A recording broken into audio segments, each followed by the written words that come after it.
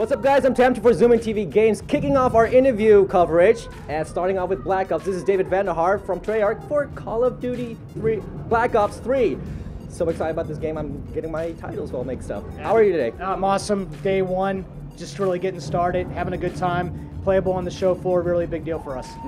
All right, so let's get straight into it. Moving forward from Black Ops 2 and Advanced Warfare for the rest of us, what was the biggest challenge in moving the franchise forward for you?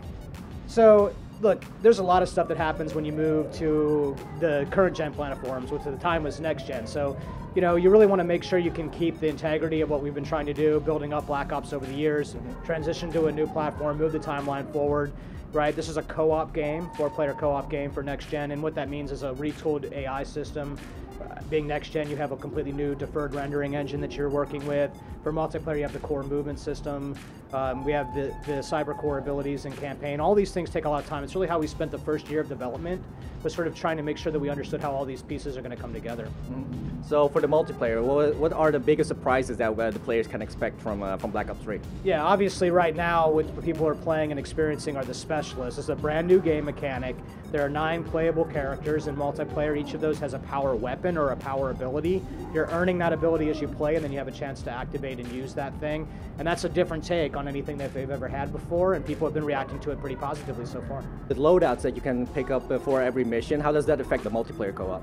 Yeah, so I think you're referring to the cyber cores in campaign, right? So there's a whole bunch of abilities that players can choose, and those things are not level dependent. So maybe a more traditional Call of Duty game, you'd be like, well, this is the level where you fly the drone, or this is the ability where you hack the target, right? Now these things are core and intrinsic to the game, and you actually select them as part of your ability when you're playing. So what that does is create a great opportunity for replayability for players. They like to experiment with different combinations in the co-op setting to kind of figure out the best combination to get through the missions.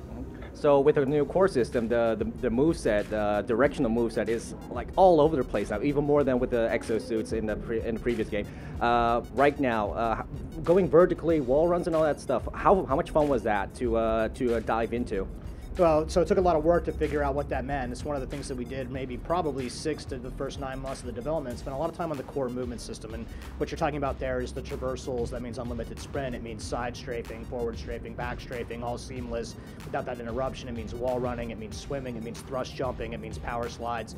All of these things work together. So we had to make all of them, and you're sort of making them in isolation perhaps, and then you're sort of working to make sure that they all come together in what we call the chain. That's that fluid movement of being able to use them all in a consistent way. So it was a lot of fun, but it also took a lot of work to figure out how to make sure that the maps still felt like a Treyarch Call of Duty MP game, meaning head-on engagements and the 3-lane structure that we like to use in general, right? Because we didn't want the game to feel so weird to people and divergent from what they were used to. So I'm pretty stoked because being on the show floor, being at E3, letting people play, the adoption rate on this stuff has been instant. People are not having a hard time making the transition, which is exactly what we were hoping for, right? We can talk about that all we want, but it really matters to say, here's the controller, try it, and then people understand when they play it.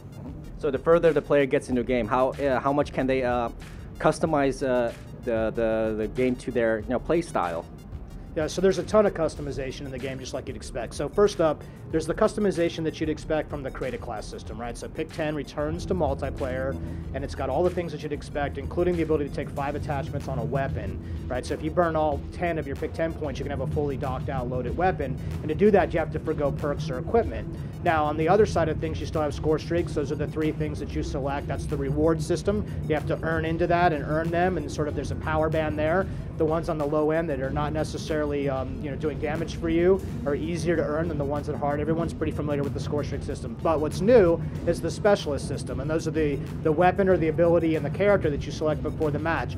That thing sits in between. Now, what's awesome here is all of what I just explained has upgrade systems. So the game has an upgrade path, right? There's 1 to 55 in the prestige levels, but there's actually upgrades for all the weapons, and they have a progression path for all the guns in the game, and then the specialists have an upgrade path, and they upgrade all the way. So that's 3 upgrade paths.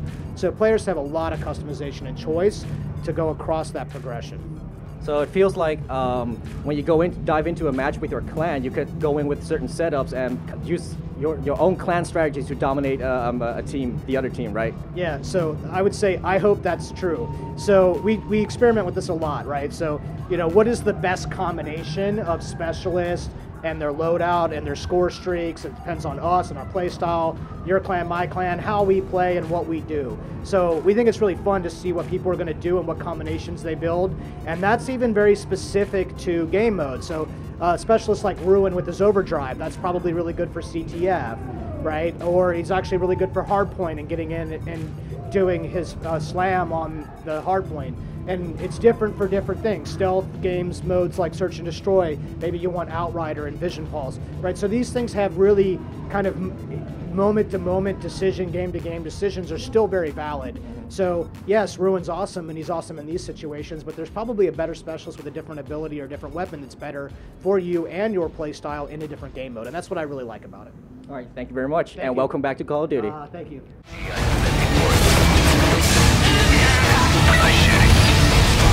You gotta love it.